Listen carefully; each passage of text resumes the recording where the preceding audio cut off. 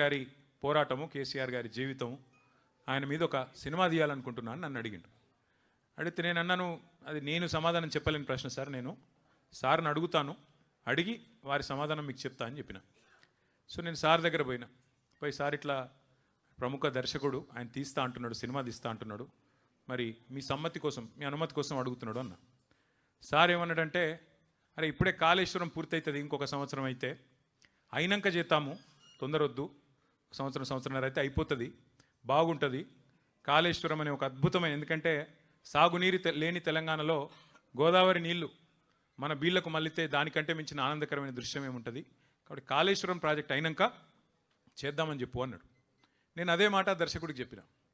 ఆయన అన్న మాట ఏం తెలుసా నాతో ఆ రోజు, సార్ కాళేశ్వరం కట్టొచ్చు, ఆ తర్వాత పాలమూరు రంగారెడ్డి కట్టొచ్చు, ఇంకోటి కట్టొచ్చు, ప్రపంచంలో ఎక్కడ లేని అద్భుతాలు కేసీఆర్ గారు ఆవిష్కరిస్తారు కావచ్చు, కానీ నాకు వాటన్నిటితో పట్టలేదు సార్.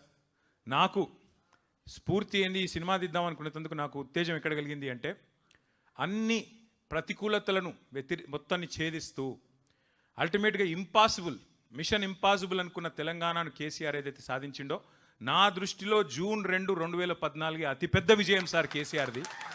ఇక ఆ తర్వాత ఆయన ఏం చేసినా, ఎన్ని చేసినా నాకు అది పెద్ద ముచ్చట కాదు సార్ అన్నాడు. ఇంకా ఆ మాట అంటూ ఇంకొక మాట అన్నాడు ఆయన, కేసీఆర్ అనే 3 అక్షరాల ముందు సీఎం అనేది చాలా చిన్నది సార్, చాలా చిన్న పదవి అది. కేసీఆర్ అనే 3 అక్షరాలు లేకుంటే ఇలా తెలంగాణ ఎక్కడిస్తారు అన్నాడు. నేను ఇదే మాట కేసీఆర్ గారికి చెప్పిన. చెప్తే ఆయన నిజంగానే ఆశ్చర్యపోయాడు. నిజంగా మాట అన్నాడు. అవును సార్ అట్లే అన్నాడు అని చెప్పిన. అంటే ఇవాళ ఆయన మన మధ్యలో ఉన్నారు, లివింగ్ లెజెండ్ కేసీఆర్ గారు.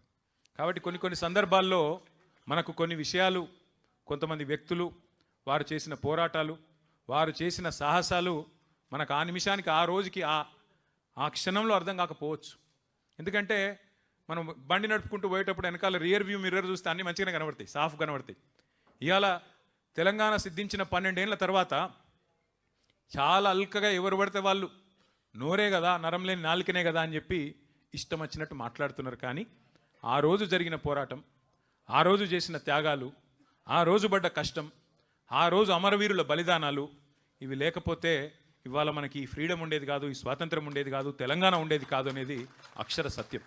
అందుకే కుట్రలను ఛేదించి, కుతంత్రాలను అధిగమించి, దేశ రాజకీయ వ్యవస్థనే మెప్పించి, ఒప్పించి ఒక సుదీర్ఘ స్వప్నాన్ని సాకారం చేసుకున్న ఒక అద్భుతమైన ఘట్టం ఈరోజు ఆవిష్కరించబడ్డ రోజు మన జూన్ 2, 2014. 4 కోట్ల తెలంగాణ ప్రజల ఆకాంక్ష నెరవేరిన రోజు, 14 ఏళ్ల అరుపెరుగని పోరాటం ఫలించిన రోజు ఇది. తెలంగాణ వచ్చుడో కేసీఆర్ సచ్చుడో ఇది సామాన్యమైన నినాదం కాదు. ఈ దేశంలో 79 సంవత్సరాలు అయింది ఇప్పటికి స్వాతంత్రం వచ్చిన తర్వాత. ఒక్క రాజకీయ నాయకుని చూపెట్టండి నాకు. నేను ఎంచుకున్న మార్గం నుంచి తప్పుకోను, ఎత్తిన జెండా దించను, దించితే రాళ్లతో కొట్టి చంపే అధికారం మీకే ఇస్తున్నా అన్న ఒక్క నాయకుడు భారతదేశంలో ఎవరైనా ఉన్నారా? That is KCR. సింహగర్జన చేసిన రోజు ఏప్రిల్ 17, 2001. ఆ రోజు కేసీఆర్ గారు నోటెమ్మడ వచ్చిన మాట, ప్రజాస్వామ్య పద్ధతుల్లో తెలంగాణ సాధిస్తాం, కానీ నేను గనక ఒకవేళ తప్పుకుంటే ఈ ఉద్యమం నుండి నన్ను కూడా రాళ్లతో కొట్టి చంపే అధికారం తెలంగాణ ప్రజలకిస్తున్నా అనే ధీరోదాత్తుడు కేసీఆర్ గారు. అట్లాగే పదవీ త్యాగాలు కాదు, కేంద్ర మంత్రి, పార్లమెంటు, శాసనసభ సభ్యత్వము, డిప్యూటీ స్పీకర్, ఇది కాదు, ప్రాణత్యాగానికి కూడా వెనకాడని మహానుభావుడు, మహానాయకుడు కేసీఆర్ గారు. ఇది చరిత్రలో మిగిలిపోతే సరే. ఇవాళ కొంతమంది అర్భకులు, అల్పసంతోషులు, కుక్కమూతి పిందెలు, అంగుష్ట మాత్రులు ఇష్టం వచ్చినట్టుగా మాట్లాడుతుండొచ్చు, చెలరేగిపోతుండొచ్చు, పైశాచిక ఆనందం పొందుతుండొచ్చు.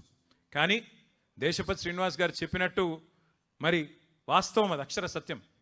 వేటగాడు చెప్పే పిట్ట కథలు నిజం కావద్దు అంటే సింహం తన కథ తాను చెప్పాలి. ఆ సింహాలు మీరే కావాలి. సింహం కేసీఆర్ గారు చెప్పడం కాదు. ఒక్కొక్క గులాబీ సైనికుడు, ఒక్కొక్క చెల్లె, ఒక్కొక్క తమ్ముడు, ఒక్కొక్క అన్న, ఒక్కొక్క అక్క. ఇంతకుముందు మా అక్కలు ఎంత అద్భుతంగా వాడిన పాట, ఎవరు చెప్పిండ్రు వాళ్ళకి అట్లా రాయమని? ఎవరైనా ఆదేశించిండ్రా, లేకపోతే ఎవరైనా చెవులో నూరిపోసిండ్రా? వాళ్ళ అనుభవం, వాళ్ళకి ఎవరైనా నేర్పించిండ్రా? వాళ్ళ అనుభవం నుంచి వచ్చిన పాట, వాళ్ళ స్వాతిశయం నుంచి, అంటే వాళ్ళకు తెలంగాణ పట్ల ఉండే మమకారంతో, తెలంగాణ పట్ల ఉండే ఒక అద్భుతమైన అనురాగంతో, కేసీఆర్ గారి మీద ఉన్న ఒక ఆప్యాయతతో వారు మాట్లాడిన మాట తలుచుకుంటే ఎన్ని ఘట్టాలు. 1 మిలియన్ మార్చ్, ఒక సాగరహారం, రాష్ట్రమంతటా రహదారుల దిగ్బంధం, ఒక వంట వార్పు, ఒక దీక్షా దివస్, అన్నిటి ఫలితంగా విజయ దివస్. డిసెంబర్ 9, 2009. ఒకటి కాదు, రెండు కాదు, ఎన్ని సందర్భాలు మరి ఎన్ని రకాలుగా అద్భుతమైన పోరాటాలు జరిగినాయో నేను మీకు మళ్ళీ గుర్తు చేయాల్సిన అవసరం లేదని అనుకుంటా ఉన్నా. అందుకే మరి 12 ఏళ్ళు 14 ఏళ్ళు పోరాడి చివరికి రాష్ట్రం సిద్ధించిన తర్వాత మరి అప్పుడే పుట్టిన పసిగుడ్డు లాంటి తెలంగాణ ప్రజలు ఇంకెవ్వరిని నమ్మకుండా విఘ్నులైన ప్రజలు కాబట్టే ఆ రోజు ఉద్యమ నాయకుడే ఈ ఉజ్వల ప్రస్థానానికి వారే కరెక్ట్ అని చెప్పి వారి చేతిలోనే బాధ్యత పెట్టినారు. ఇదే రోజు సరిగ్గా 12 ఏళ్ల కిందట ఇదే రోజు కేసీఆర్ గారు ముఖ్యమంత్రిగా పదవీ బాధ్యత చేపట్టిన రోజు కూడా ఇదే రోజు అనే మాట కూడా నేను మీకు గుర్తు చేస్తా ఉన్నా. మళ్ళీ ఒక మాట కూడా నేను చెప్తా ఉన్నా, 2028 డిసెంబర్లో తిరిగి కేసీఆర్ గారు మళ్ళీ ముఖ్యమంత్రిగా ప్రమాణ స్వీకారం చేస్తారు అనే మాట కూడా ఖరాఖండిగా ఇవాళ తెలంగాణ ప్రజలే చెప్తా ఉన్నారు, నేను చెప్పడం కాదు.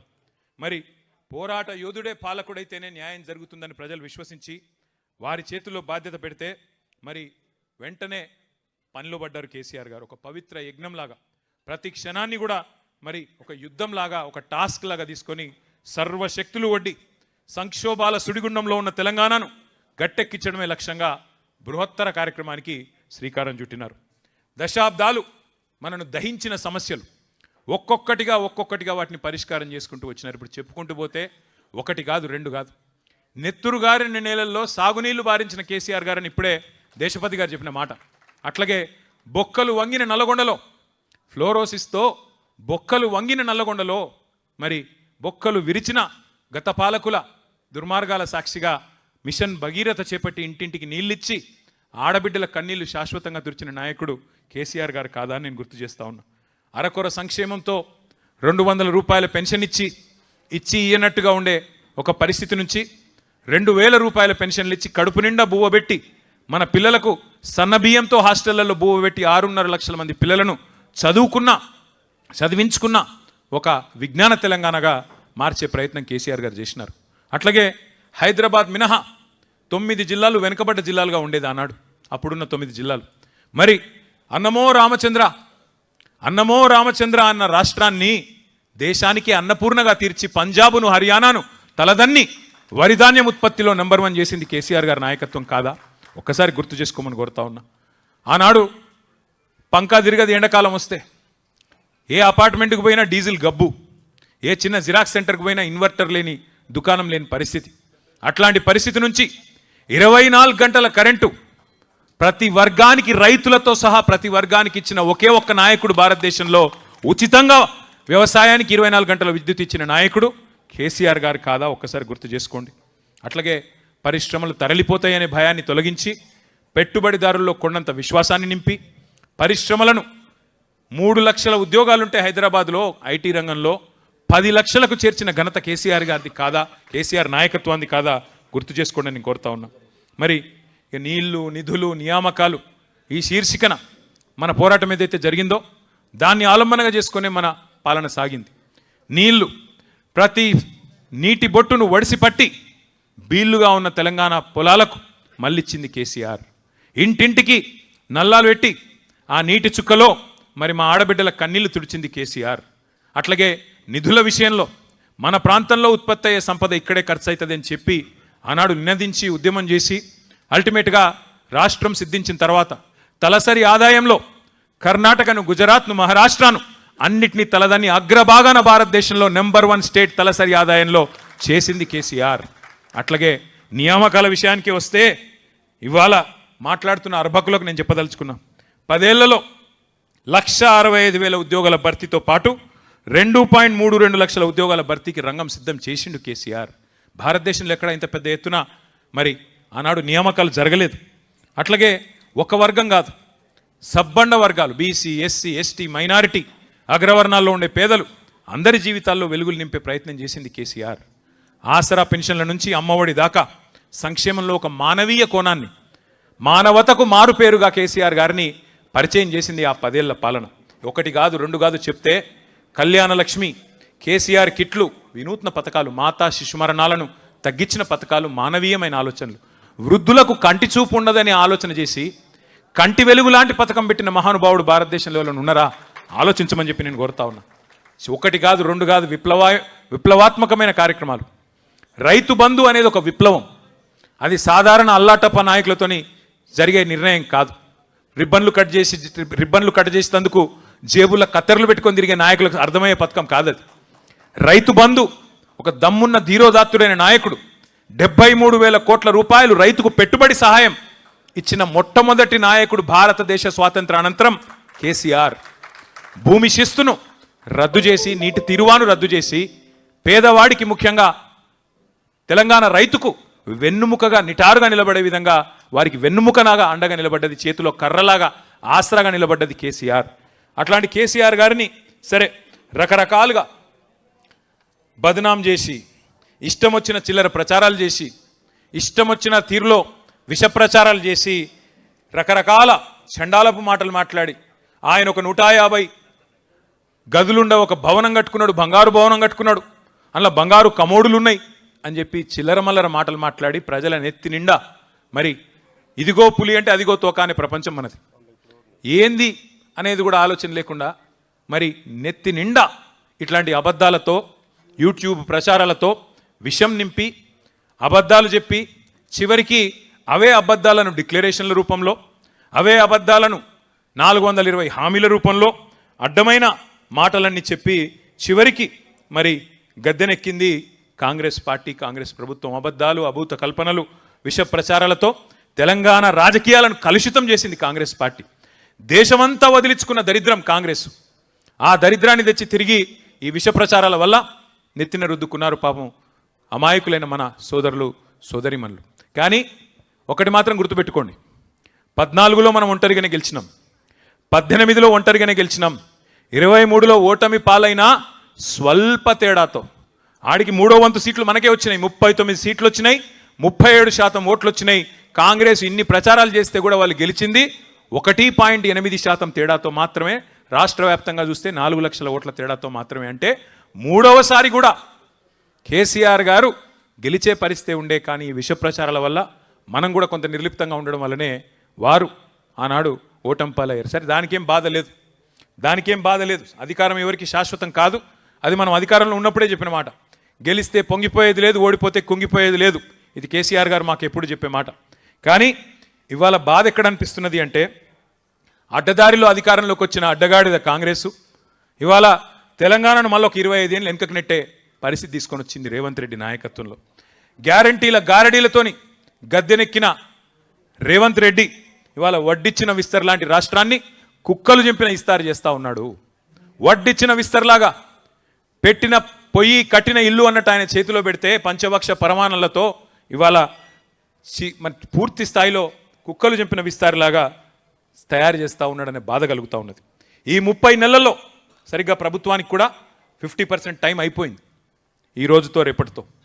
ఈ 30 నెలల్లో కుప్పకూలని రంగం లేదు, మోసపోయి గోసపడని వర్గం లేదు. సంతోషంగా సాగిన వ్యవసాయం ఇవాళ సంక్షోభంలో కూరుకొని పోయింది. రైతు బంధు లేదు, ఎరువులు ఇచ్చేటోడు లేడు, కనీసం పలకరించేటోడు లేడు. ఆరుగాలం కష్టపడి పండించిన రైతు ఇవాళ 60 రోజులు పడిగాపులు గాయాల్సిన పరిస్థితి వస్తున్నదా ధాన్యం అమ్ముకోవడానికి? 60 రోజులు 70 రోజులు ఆనాడు ధాన్యాన్ని కళ్ళకద్దుకొని కొనుక్కునే ప్రభుత్వం పోయి ఇవాళ కాళ్ళు పట్టుకున్నా కనికరించని దౌర్భాగ్య ప్రభుత్వం వచ్చిందనే బాధ కలుగుతూ ఉన్నది. ఇది వాస్తవం. ఒక రైతులు మాత్రమే కాదు, పెట్టుబడిదారులకు స్వర్గధామంగా ఎదిగిన తెలంగాణలో ఇవాళ పారిశ్రామికవేత్తల తలకు తుపాకులు పెట్టే పరిస్థితి వచ్చింది. ఇక్కడ నుంచి పారిశ్రామికవేత్తలు గుజరాత్కు, తమిళనాడుకు, ఆంధ్రాకు పారిపోయే పరిస్థితి వచ్చింది. 10 ఏళ్ల పాటు కష్టపడి ఒక్కొక్క నీటి బొట్టును ఒడిసిపట్టి మరి మన బీడు భూములకు మళ్ళించిన కేసీఆర్ గారి నాయకత్వాన్ని ఇవాళ బదనాం చేయాలనే ఉద్దేశంతో సాగునీటి ప్రాజెక్టుల మీద, కేసీఆర్ గారి ఆనవాళ్ల మీద కుట్రతో కక్షగట్టి చెరిపేసే ఒక చిల్లర ప్రయత్నం జరుగుతున్నది. ఒకవైపు కృష్ణ, మరొక వైపు గోదావరి. ఒకప్పుడు మన కవులు పాడేది, దేశపతి గారు కూడా ఎన్నో సందర్భాల్లో పాడారు, రసమై బాలకృష్ణ గారు పాడినారు. గోదావరి కృష్ణమ్మ మన బీళ్లకు మల్లాలి, పచ్చని తెలంగాణ మరి మాగాణమై మెరవాలని చెప్పి అందశ్రీ గారు రాసిన పాట.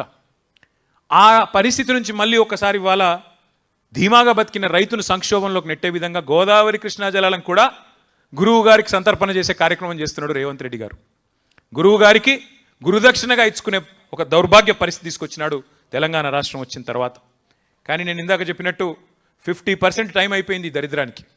ఇంకా మిగిలింది కేవలం ఇంకా కేవలం 18 నెలలు మాత్రమే. చివరి సంవత్సరం రేవంత్ రెడ్డిని కూర్చున్న కుక్క కూడా లేవదు, ఆయనకు కూర్చున్న కుక్క కూడా లేసి సల్యూట్ కొట్టది. మిగిలింది 18 నెలలే. అందుకే ఇవాళ బాధపడుతున్నారు తెలంగాణ రైతన్నలు. అన్న వస్త్రానికి పోతే ఉన్న వస్త్రం పోయినట్టు అయింది, ఇది ఎక్కడ దరిద్రం అని చెప్పి బాధపడే పరిస్థితి వచ్చింది. 70 లక్షల మంది తెలంగాణ రైతన్నల నోట ఇవాళ ఒకటే మాట వినబడుతున్నది. 4 సార్లు రైతు బంధును ఎగ్గొట్టిన నయవంచకుడు రేవంత్ రెడ్డి, యూరియా కూడా ఇవ్వని చాతగాని అసమర్థ ముఖ్యమంత్రి రేవంత్ రెడ్డి, పంటను కొనలేని సన్నాసి రేవంత్ రెడ్డి. ఇది నేను చాలా పొలైట్గా మాట్లాడుతున్నా, మళ్ళా ఈయన అహంకారం అని మాట్లాడతారు. నేను మాట్లాడే మాటలు చాలా తక్కువ మాట్లాడుతున్నా. మీరు రైతుల కాడికి పోతే, మీరు మైకు పెడితే రైతులు ఇవాళ మాట్లాడే భాష ఇంకొకడు రేషం ఉన్నోడైతే హుస్సేన్ సాగర్లో దూకి చచ్చిపోవాలి. అటువంటి మాటలు మాట్లాడుతున్నారు ఇవాళ రైతులు. వాస్తవం ఇది. రైతులనే కాదు, తెలంగాణలోని తమ్ముళ్లను చెల్లెళ్లను ఆశపెట్టి అశోక్ నగర్లో రోడ్డు మీద కూసోబెట్టి ఇద్దరు ఉద్యోగాలు ఊడగొట్టండి కేసీఆర్ది కేటీఆర్ది, మొదటి సంవత్సరంలోనే 2 లక్షల ఉద్యోగాలు ఇస్తానని మాట చెప్పిండు రాహుల్ గాంధీ. ఇలా ఎక్కడ చచ్చిండు రాహుల్ గాంధీ? అశోక్ నగర్కి వచ్చేందుకు మొహం తెలుతలేదా? ఎక్కడ పోయినావు రాహుల్ గాంధీ? మొదటి సంవత్సరంలో 2 లక్షల ఉద్యోగాలు ఇస్తానన్న సన్నాసి రాహుల్ గాంధీ 2.5 ఏళ్ళైంది, ఇప్పటివరకు 4,000 ఉద్యోగాలు కూడా నీ ప్రభుత్వం ఇయ్యలేదు కదా. వస్తావా అశోక్ నగర్కు? సెక్యూరిటీ లేకుండా వచ్చే దమ్మున్నదా అశోక్ నగర్ చౌరస్తాకు? చిక్కడపల్లి లైబ్రరీకి వస్తావా రేవంత్ రెడ్డి?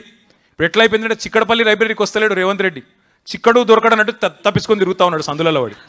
సెక్యూరిటీ లేకుండా బయటికి వచ్చే పరిస్థితి కూడా కాంగ్రెస్ మంత్రులకు కానీ ఇవాళ ఆ నాయకులకు కానీ లేదు. వాస్తవం ఏంది అంటే ఇవాళ మొత్తం తెలంగాణనే ఒక ధర్నా చౌక్ అయిపోయినట్టుగా కనబడతా ఉన్నది. తెలంగాణ మొత్తం ఇవాళ ఒక సంక్షోభంలో కూరుకుపోయినట్టుగా కనబడుతున్నది. పంటలు కొనండి మహాప్రభో అని కాళ్ళు పట్టుకుంటున్న అన్నదాతల ఆక్రందనలు ఒకవైపు, జాబ్ క్యాలెండర్ ఏమైంది అని పోరాటం చేస్తున్న నిరుద్యోగ యువత నిరసనలు మరొక వైపు, ఉద్యోగులకు వెన్నుపోటు. 6 నెలలనే పీఆర్సీ అన్నాడు, 2.5 ఏళ్ళు అయింది కదా. పీఆర్సీ లేదు, డిఏ లేదు, ఐఆర్ లేదు, ఏదీ లేదు. రిటైర్డ్ ఉద్యోగులు మరి వారి పరిస్థితి ఇంకా దయనీయంగా ఉంది. నిన్న కేసీఆర్ గారు అడుగుతూ ఉన్నారు నన్ను, ఎందుకు రిటైర్డ్ ఉద్యోగులు ఒక్కొక్కరే ఎందుకు పోతున్నారు కోర్టుకు అని అడిగిండు సార్ నన్ను. దేవిప్రసాద్ గారిని అడిగిన నేను, ఏమన్నా మాట్లాడుతున్నారా లేదా పెన్షనర్లతోనంటే, ఏం మాట్లాడాలన్నా, ఇది చెవిటివాడు ముందు శంఖం ఊదినట్టే ఉంది ప్రభుత్వానికి, ఎంత చెప్పినా ఎన్ని మరణ మృదంగం ఎంత జరుగుతున్నా వీళ్ళలో మాత్రం చలనం లేదని చెప్పి దేవిప్రసాద్ గారు చెప్తా ఉండే. గురుకులాల్లో ఆనాడు మా ఆర్ఎస్ ప్రవీణ్ గారు సెక్రటరీగా అద్భుతంగా కేసీఆర్ గారి నాయకత్వంలో 1000 గురుకుల పాఠశాలలు మనం పెడితే ఇవాళ గురుకులాల్లో అమాయక విద్యార్థుల మరణ మృదంగం. ఇంకా సిగ్గు లేకుండా ముఖ్యమంత్రి చెప్తున్నాడు, నేను బడి పిల్లలకే కాదు ఇంటర్మీడియట్ పిల్లలకు కూడా ఏదో పెడతా అని చెప్తున్నాడు భోజనం. ముందు ఆ పిల్లలనైతే బతుకున్న పిల్లల్ని కాపాడు, నువ్వు కొత్తగా ఏదో చేయాల్సిన అవసరం లేదు, ఉన్నవి నిలిపితే చాలు. పట్టపగలే దోపిడీలు, దొంగతనాలు, దొమ్మీలు, అఘాయిత్యాలు. హైదరాబాద్ నడిబొడ్డున ఐఏఎస్ అధికారులు నివసించే ప్రశాసన్ నగర్లో పట్టపగలే హత్యలు. ఇంకా దరిద్రం ఏంటంటే 1-2 కాదు అఘాయిత్యాలు, ఎక్కడికక్కడ చందానగర్లో, హైదరాబాద్లో, కరీంనగర్లో ఉదయం పూట 11 గంటలకు 5 తుపాకులు పట్టుకొని పోయి తుపాకుల కాల్పుల మూతలతో దద్దరిల్లుతున్నది వాళ్ళ తెలంగాణలో. వాళ్ళ తెలంగాణలో శాంతి లేదు, ప్రజలకు భద్రత లేదు.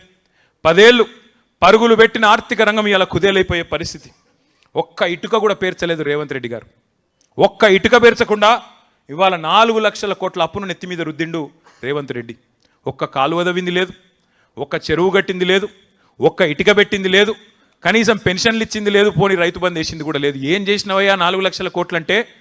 రైతు బంధు బంద్ అయింది కానీ రాహుల్ బంధు మాత్రం బ్రహ్మాండంగా నడుస్తున్నది ఇవాళ తెలంగాణలో.